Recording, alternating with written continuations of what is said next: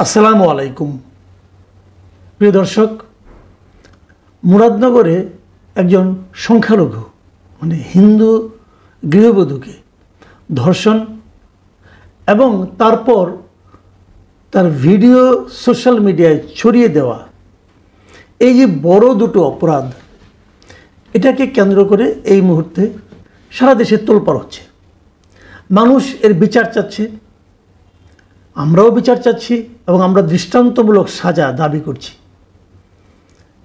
কিন্তু আমার দুঃখটা এখানে যে এই ধরনের একটা অমানবিক একটা অপরাধ সংঘটিত হওয়ার পর সবাই যেখানে এর বিচার নিয়ে সোচ্চার হবে, সেখানে আমরা দেখছি কিছু কিছু লোককে এটাকে নিয়ে রাজনীতি করতে। এই জায়গাটা হলো আমাদের এই দেশের, এই জাতির রাজনীতিবিদ অথবা ক্ষমতাসীন অথবা যারা ক্ষমতায় যেতে আগ্রহী, তাদের মধ্যে যে কি বিপুল সংকীর্ণতা বিরাজ করে, সেটা যেন দগদগে ঘার মতো এখন আমাদের সামনে উন্মোচিত হয়েছে। আমি আপনাকে ঘটনাটা আপনাদেরকে আরও একবার ডিটেল না হয় বলি, একটু শুরু থেকেই বলি।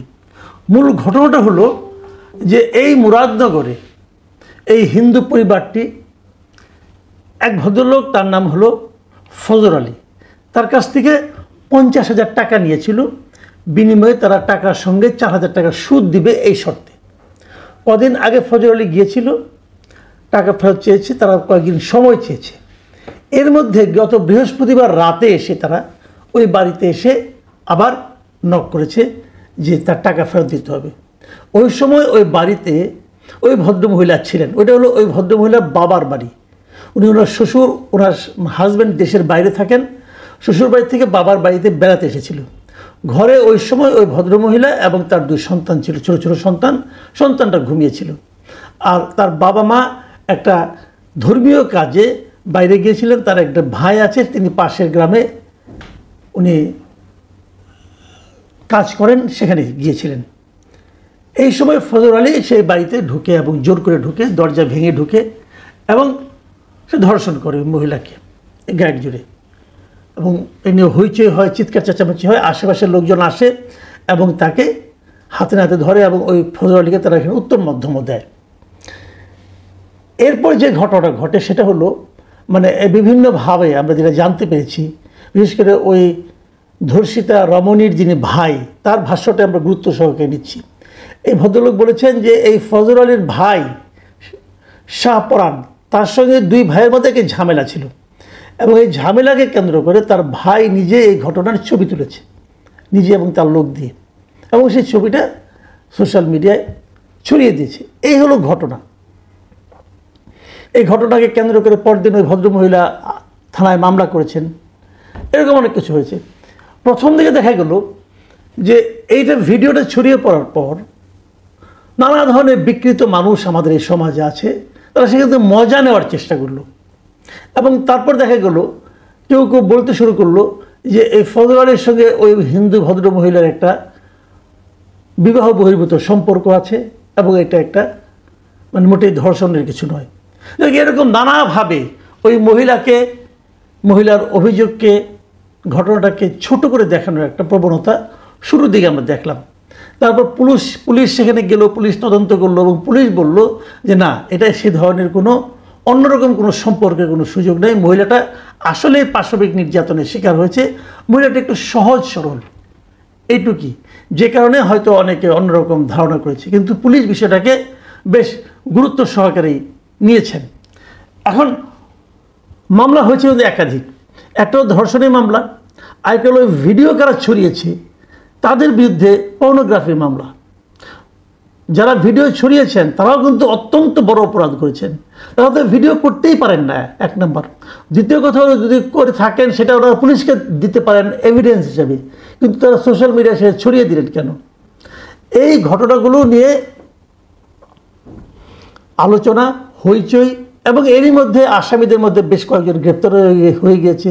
ফজর আলী গ্রেপ্তার হয়েছে এবং আরও 2-1জন যারা ভিডিও ছড়িয়েছে তাদেরকে গ্রেপ্তার করা হয়েছে। এই পর্যন্ত ঘটনা, এবং পুরো ঘটনাটা কিন্তু ভয়ঙ্কর একটা ঘটনা। কিন্তু এখন দেখেন রাজনীতিটা কোথায়। রাজনীতিটা হলো, আপনাদের মনে আছে মিস্টার সাদিক কায়েম, যিনি ফেসবুকে মোহাম্মদ আবু সাদিক নামে লিখেন, উনি একসময় শিবিরের নেতা ছিলেন, ঢাকা বিশ্ববিদ্যালয়ের শাখা শিবিরের সভাপতি ছিলেন। উনি তার ফেসবুক স্ট্যাটাসে একটা স্ট্যাটাস দিয়েছেন। উনি কি লিখেছেন আপনাদেরকে আমি পড়ে শোনাই। মিস্টার আবু সাদিক লিখেছেন, বাবার বাড়িতে বেড়াতে এসেছেন হিন্দু সম্প্রদায়ের এক নারী, ঘরের দরজা ভেঙে তাকে ধর্ষণ করেছে স্থানীয় এক বিএনপি নেতা। খেয়াল করবেন, স্থানীয় এক বিএনপি নেতা। ঘটনা কুমিল্লার মুরাদনগরের।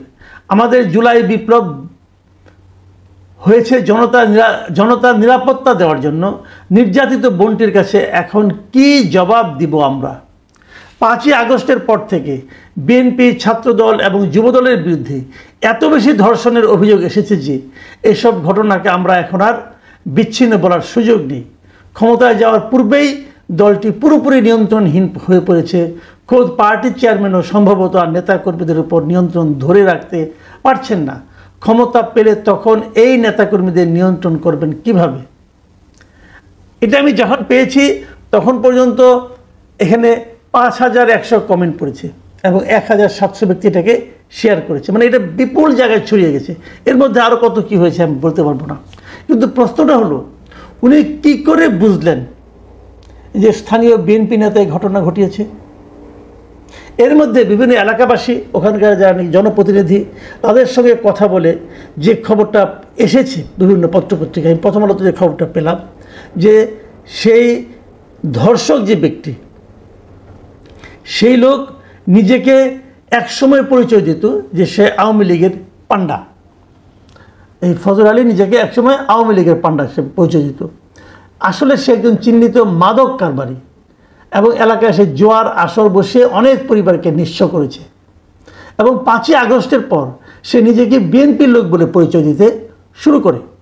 তবে আওয়ামী লীগ বা বিএনপি কোনো কমিটিতে তার কোনো পদ নেই। এই কথাটা বলেছে স্থানীয় ইউনিয়ন পরিষদের সাবেক সদস্য জনাব আব্দুর রব। উনি প্রথম আলোকে এই তথ্য দিয়েছেন। তাহলে উনি তো কেউ না, উনি কোনো পলিটিক্যাল পার্টির কেউ না। তাহলে মিস্টার সাদিক কিভাবে ওনাকে বিএনপির নেতা বলে দিলেন? দেখুন, ধর্ষকই তার কোনো পার্টি হয় না। যখনই তাকে আপনি কোনো না কোনো পার্টির মধ্যে ঢুকিয়ে দেবেন, তখন কিন্তু ধর্ষণের বিচারটা, তার অপকর্মের বিচারটা কিন্তু ছোট হয়ে যাবে। দেখুন, ওই নয় বুঝলাম ছাত্র শিবির করেন, উনি ছাত্র শিবিরের হয়তো রাজনীতিটাকে মানে সাপোর্ট দেওয়ার জন্য বিএনপিকে ডিফেম করতে চাচ্ছেন, এটা হতে পারে। কিন্তু আমরা তারপর দেখলাম মিস্টার আসিফ মাহমুদ সজীব ভুঁইয়া, যিনি সরকারের দুইটা গুরুত্বপূর্ণ মন্ত্রণালয়ের উপদেষ্টা এবং ওনার বাড়িও ওই এলাকায়, উনি কি লিখলেন ওনার ফেসবুক স্ট্যাটাসে? উনি লিখছেন যে মুরাদনগরের সব আওয়ামী সন্ত্রাসীদের যারা আশ্রয় প্রশ্রয় দিচ্ছেন, পুনর্বাসন এবং ক্ষমতায়নের মাধ্যমে সাধারণ মানুষের উপর অত্যাচার, নির্যাতন, চাঁদাবাজি, ধর্ষণের উদ্দেশ্যে ছেড়ে দিয়েছেন, আজকের পরিস্থিতির জন্য তারাই দায়ী। তার মানে উনি একটা অদৃশ্য গোষ্ঠীকে দায়ী করছেন এখানে। মানে উনি তার নিজের ফেসবুক পেজে এই কথাগুলি বলেছেন এবং সেখানে উনি আরও লিখেছেন যে এর আগেও চাঁদাবাজকে হাতে নাতে গ্রেপ্তার করায় তাকে ছিনিয়ে নিতে থানায় হামলা ভাঙচুর করে এক মাফিয়া বাহিনী। কে এক মাফিয়া বাহিনী? উনি কাকে ইঙ্গিত করেছেন?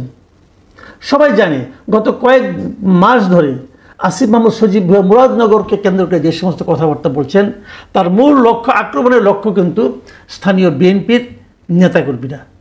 এবং উনি লিখেছেন এখানে, আজকে আমি লজ্জিত, আমার বলার ভাষা নেই। আহা, এলাকার লোকজন দেখা হলেই বলে গণ অভ্যুত্থানে দেশ মুক্ত হয়েছে, কিন্তু মুরাদনগর আরও বড় মাফিয়াদের দখলে গেছে। তার মানে উনি বলতে চাচ্ছেন যে হাসিনার আমলে যে মাফিয়ারা এখানে ছিল, তার চেয়েও বড় মাফিয়াদের কবলে এখন মুরাদনগর পড়ে গেছেন। এই যে কথাটা উনি বলেছেন, এই কথাটা আসলে কতটুকু গ্রহণযোগ্য? নাকি এটা কেবল দলীয় স্বার্থের জন্য বলেছেন? উনি একটা দলকে, উনি নিজেও নির্বাচন করতে চান বলে আমরা শুনেছি, এবং ওই নির্বাচন করতে চাওয়ার ক্ষেত্রে ওনার যারা সবচেয়ে বড় প্রতিদ্বন্দ্বী মনে করেন উনি, তাদেরকে বেইজ্জতি করতে, তাদেরকে সামাজিকভাবে হেয় প্রতিপন্ন করতে উনি কিন্তু ধর্ষণের মতো একটা ঘটনাকে কিন্তু রাজনীতির মধ্যে ঢুকিয়ে দিচ্ছেন। এটা কেন? উনি যখন সরকারে থাকেন তখন তো এটা ভয়ঙ্কর। ওনারা যদি এই ধরনের কথা উনি বলেন তাহলে সে কথার কী জবাব আছে? দেখুন, পুলিশ কিন্তু প্রেস রিলিজ দিয়েছে। পুলিশ যেটা বলেছে যে তারা মামলা করেছে এবং সেই মামলা করে তারা তাদেরকে ধরার চেষ্টা করছে। এর মধ্যে 3 জনকে ধরাও হয়েছে, গ্রেফতার করা হয়েছে, এগুলি উনি বলেছেন। বিএনপির যিনি মহাসচিব আছেন মির্জা ফখরুল ইসলাম আলমগীর, উনি এরই মধ্যে এই উপদেষ্টা আসিফ মাহমুদ সজীব ভুঁইয়ার বক্তব্যের তীব্র প্রতিবাদও করেছেন এবং তিনি বলেছেন ওই এলাকার একজন উপদেষ্টা নিজের স্বার্থসিদ্ধির জন্য মুরাদনগরে ক্রমাগত ক্ষমতার অপব্যবহার করে যাচ্ছেন। দুষ্কৃতিকারীরা আশকারা পেয়ে সমাজবিরোধী নানা অপকর্মে মেতে উঠেছে। এক্ষেত্রে তারা দেশ বিদেশ থেকে অবিরাম মদত পাচ্ছে। উপদেষ্টা যদি জনসেবার চেয়ে আত্মসেবাতেই ব্যস্ত থাকেন তাহলে এলাকার শান্তি বিঘ্নিত হবে।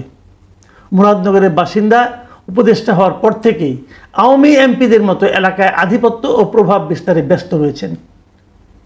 মির্জা ফখরুল ইসলাম আলমগীর কিন্তু এলোমেলো লোক নন। উনি যখন এ ধরনের কোনো একটা কমেন্ট করেন সেটাকে অবশ্যই গুরুত্ব দিতে হবে। আমরা দেখেছি এই সরকারের এই পার্টিকুলারলি এই উপদেষ্টাকে নিয়ে এরই মধ্যে বিএনপির সঙ্গে তাদের একটা বিরোধ, এবং সেটা আমরা ঢাকা দক্ষিণ সিটি কর্পোরেশনের মেয়রকে শপথ পড়ানো নিয়েও দেখেছি। আমি মনে করি এই ধরনের রাজনীতি দেশের আইনের শাসন প্রতিষ্ঠার ক্ষেত্রে একটা বড় ধরনের প্রতিবন্ধকতা তৈরি করে, যা নাকি আসিফ মাহমুদ সজীব ভুঁইয়া ক্রমাগত অনবরত বিরতিহীনভাবে করে চলেছেন এবং ডক্টর ইউনূসের সরকার সেটাকে প্রশ্রয় দিয়ে চলেছেন। এই সরকারের উপর একটা বড় দায়িত্ব আগামীতে রয়েছে, একটা নির্বাচন করা। কীভাবে সম্ভব হবে যদি তাদের একজন উপদেষ্টা এতটা পক্ষপাতদুষ্ট হন? প্রিয় দর্শক, আমার মনে হয় এই সমস্ত বিষয় আমাদেরকে খেয়াল করতে হবে এবং যার যার জায়গা থেকে স্বর উচ্চকিত করতে হবে। এখন এ পর্যন্তই। আল্লাহ হাফেজ।